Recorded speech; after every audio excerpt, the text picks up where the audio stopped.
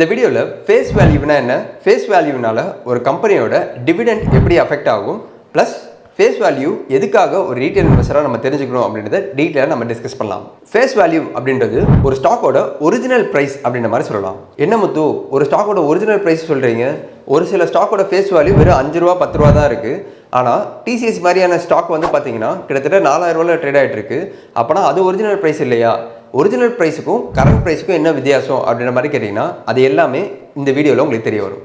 So first நான் சொன்ன மாதிரி ஃபேஸ் வேல்யூ தான் ஒரு கம்பெனியோட ஒரிஜினல் ஸ்டாக் ப்ரைஸ் அப்படின்றத தெரிஞ்சுக்கோங்க. அதுதான் அந்த கம்பெனி ஸ்டார்ட் பண்ணும்போது ஃபர்ஸ்ட்டு கொடுக்கப்பட்ட அந்த ஷேர் ப்ரைஸ் அப்படின்ற மாதிரி சொல்லலாம். ஸோ ஸ்டாக் மார்க்கெட்டில் இருக்கக்கூடிய மோஸ்ட் ஆஃப் த ஸ்டாக்ஸ் இன்றைக்கி ஐபிஓ வரக்கூடிய எந்த ஸ்டாக்காக கூட நீங்கள் பார்த்தீங்கன்னா மேக்ஸிமம் ஃபேஸ் வேல்யூவே 10 ரூபா தான் இருக்கும். ஒரு சில ஸ்டாக்கோட ஃபேஸ் வேல்யூ 5 ரூபா இருக்கும், ஒரு சிலதோடது 2 ரூபா, ஒரு சிலதோடது 1 ரூபா. ஸோ ஃபேஸ் வேல்யூ யூஸ்வலாக நீங்கள் பார்த்தீங்க அப்படின்னா 10, 5, 2, 1 அப்படின்ற மாதிரி தான் இருக்கும். இதுவே ஒரு 10 இயர்ஸ் 20 இயர்ஸ் முன்னாடி பார்த்தீங்கன்னா ஒரு சில ஃபேஸ் வேல்யூ வந்து 100 ரூபீஸ்க்குலாம் கூட இருந்தது. அந்த 100 ரூபீஸ் இருந்தக்கூடிய ஃபேஸ் வேல்யூ எல்லாமே கூட இன்னைக்கு கொஞ்சம் கொஞ்சமாக ஸ்டாக் ஸ்ப்ளிட் கொடுத்து அந்த ஸ்டாக்கோட ஃபேஸ் வேல்யூவும் 10 ரூபா 5 ரூபா 2 ரூபா 1 ரூபா அந்த சீரீஸுக்கு வந்துடுச்சு. அப்போனா டிசிஎஸ் மாதிரி கம்பெனி வெறும் ஃபேஸ் வேல்யூ 1 ரூபா தான் இருக்குது. அப்போனா கம்பெனியோட ஒரிஜினல் ஷேர் ப்ரைஸ் ஜஸ்ட் 1 ரூபா தான். ஆனால் கரண்ட் மார்க்கெட் ப்ரைஸ் 4099 ரூபாயில் ட்ரேட் ஆகிட்டு இருக்கு. இது எப்படி அப்படின்ற மாதிரி கேட்டிங்கன்னா இதை புரிஞ்சுக்கிறதுக்கு நம்ம ஒரு எக்ஸாம்பிள் எடுத்துப்போம். இந்த இடத்துல ஃபேஸ் வேல்யூ எக்ஸ்பிளைன் பண்ணுறதுக்கு கெய்ன்ஸ் டெக்னாலஜி இந்தியா லிமிடெட் அப்படின்ற அந்த கம்பெனி எடுத்துக்கிறேன். இந்த கம்பெனி ஐபிஓவில் வெளிவந்து 2 வருஷம் ஆகுது. ஐபிஓவில் வெளிவரும்போது இந்த கம்பெனியோட ஃபேஸ் வேல்யூ 10, கம்பெனியோட ஒரிஜினல் ஷேர் வேல்யூ இல்லை அப்படின்னா ஃபேஸ் வேல்யூ அப்படின்றது 10 ரூபா தான். ஆனால் அந்த ஸ்டாக்கு ஐபிஓவில் வந்து லிஸ்டிங் ப்ரைஸாக எவ்வளோ விட்டாங்க அப்படின்னு பார்த்தீங்கன்னா 559 587. எப்படி வெறும் 10 ரூபா ஃபேஸ் வேல்யூ இருக்கக்கூடிய ஒரு ஷேரை 500 ரூபாயிலிருந்து 600 ரூபா வரையும் ட்ரேட் பண்ண விடுறாங்க. இதுக்கு பேர் தான் இஷ்யூ ப்ரைஸ் அப்படின்ற மாதிரி சொல்லுவாங்க. இஷ்யூ ப்ரைஸ் எப்படி கால்குலேட் பண்ணுறாங்கன்னு பார்த்தீங்கன்னா issue price equal to face value plus premium. So ஒரு ஸ்டாக்கையும் நம்ம ப்ரீமியம் கொடுத்து தான் வாங்குகிறோம். அது ஐபிஓவில் லிஸ்ட் ஆகும்போதே ப்ரீமியம் ப்ரைஸ் எல்லாம் லிஸ்ட் ஆகுது அப்படின்றத நம்ம புரிஞ்சுக்கணும். ஸோ ப்ரீமியம்னா என்ன, அந்த ப்ரீமியம் எப்படி கால்குலேட் பண்ணுறாங்க அப்படின்றத பார்ப்போம். ஒரு கம்பெனிக்கு ப்ரீமியம் வந்து எப்படி டிசைட் பண்ணப்படுது அப்படின்னு பார்த்தீங்கன்னா அந்த கம்பெனி இண்டஸ்ட்ரியில் எத்தனை வருஷமாக இருக்காங்க, எவ்வளோ தூரம் ரெவன்யூ அண்ட் ப்ராஃபிட் லாஸ்ட் ஒரு 5 to 10 இயர்ஸாக வந்து இன்க்ரீஸ் பண்ணியிருக்காங்க, அந்த கம்பெனிக்கு இருக்கக்கூடிய பிராண்ட் வேல்யூ, அந்த கம்பெனி எந்த செக்டாரில் இருக்காங்க, அந்த செக்டார் வந்து ட்ரெண்டிங்காக இருக்கா இல்லையா, இந்த மாதிரியான பல ஃபேக்டர்ஸை டிசைட் பண்ணி தான் அந்த ப்ரீமியமான அந்த ஒரு வேல்யூவேஷன் அந்த ஒரு கம்பெனிக்கு கொடுக்குறாங்க ஐபிஓக்கு வரதுக்கு முன்னாடியே. ஸோ இந்த கம்பெனி ஐபிஓக்கு வரும்போது அவங்க டிசைட் பண்ண ப்ரைஸ் எவ்வளோ அப்படின்னு பார்த்தீங்கன்னா 587.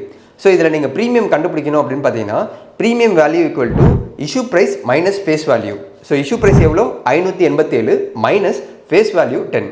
ஸோ இந்த கம்பெனியோட ப்ரீமியம் வேல்யூ பார்த்தீங்கன்னா 577. ஸோ இப்படி தான் ஒரு கம்பெனியோட ப்ரீமியமை நீங்கள் கால்குலேட் பண்ணணும். இப்போ நீங்கள் கேட்கலாம், இந்த ப்ரீமியமை எப்படி எக்ஸாக்டாக அந்த 500 ரூபா தான் வச்சுருக்காங்க, 1000 ரூபா கூட வைக்கலாமே அப்படின்னு யோசிச்சிங்கன்னா இதை வந்து பார்த்தீங்கன்னா கால்குலேட் பண்ணுறதுக்கு நிறைய இன்வெஸ்ட்மெண்ட் பேங்கிங் ஃபர்ம்ஸ் வந்து இருக்காங்க.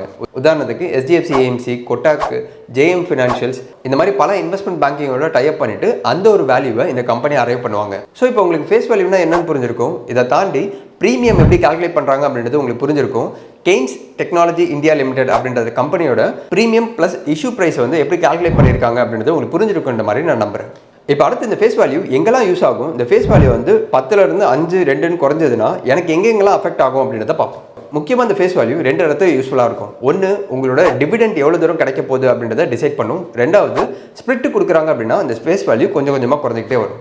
ஃபர்ஸ்ட்டு, டிவிடெண்ட் வந்து எப்படி ஃபேஸ் வேல்யூனால மாற வாய்ப்பு இருக்குது அப்படின்றத பார்ப்போம். இந்த இடத்துல இந்த ஒரு விஷயத்தை எக்ஸ்பிளைன் பண்ணுறதுக்கு Medi Assist health care service limited அப்படின்ற அந்த கம்பெனி எடுத்துக்கிறேன். இந்த கம்பெனியோட ஃபேஸ் வேல்யூ 5. இந்த கம்பெனி டிவிடெண்டாக 6th செப்டம்பர் 2024 அப்போ 4 rupees per ஷேர் வந்து கொடுத்துருக்காங்க.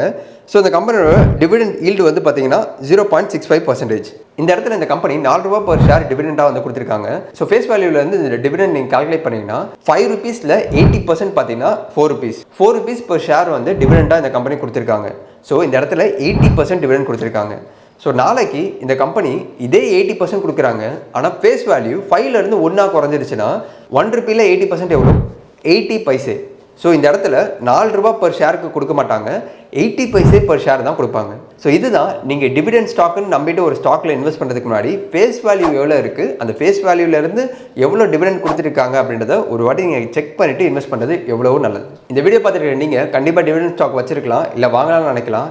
எந்த டிவிடெண்ட் கொடுக்கக்கூடிய ஸ்டாக்கை வாங்கலாம்னு நீங்கள் நினைக்கிறீங்க அப்படின்றத மறக்காமல் கமெண்ட் செக்ஷனில் சொல்லுங்கள். அடுத்து இந்த ஃபேஸ் வேல்யூ எந்த இடத்துல வந்து இம்பாக்ட் வந்து கிரியேட் பண்ணும் அப்படின்னு பார்த்தீங்கன்னா ஸ்டாக் ஸ்பிளிட்.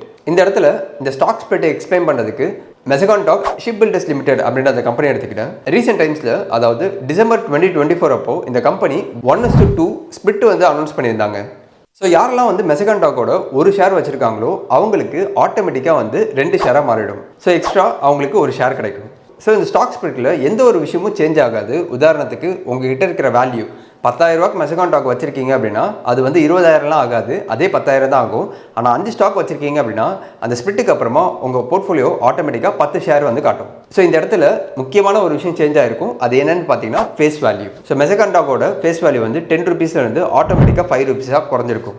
ஸோ அடுத்த வாட்டி இந்த கம்பெனி டிவிடெண்ட் கொடுக்குறாங்கன்னா போன வாட்டி மாதிரி வந்து 10 ரூபாயிலேருந்து கால்குலேட் பண்ணக்கூடாது, 5 ரூபாயிலேருந்து கால்குலேட் பண்ணணும். ஸோ இதனால இந்த கம்பெனியில் கிடைக்கக்கூடிய டிவிடெண்ட் வந்து குறைய வாய்ப்பு இருக்குது. போனஸ் கொடுத்தா ஃபேஸ் வேல்யூ குறையுமா அப்படின்ற மாதிரி பல பேருக்கு டவுட் இருக்கும். போனஸ் கொடுத்தா குறையாது. இந்த ஒரு வீடியோவில் ஃபேஸ் வேல்யூனா என்ன, இந்த face value dividend and stock ஸ்பிளிட்டில் எப்படி ஒரு இம்பாக்டை கிரியேட் பண்ணும் அப்படின்றத உங்களுக்கு புரிஞ்சிருக்குன்ற மாதிரி நான் நம்புறேன். இந்த ஒரு வீடியோவில் இருந்து எந்த ஒரு விஷயத்தை நீங்கள் யூஸ் பண்ணிப்பீங்க அப்படின்றத மறக்காம கமெண்ட் செக்ஷனில் சொல்லுங்கள்.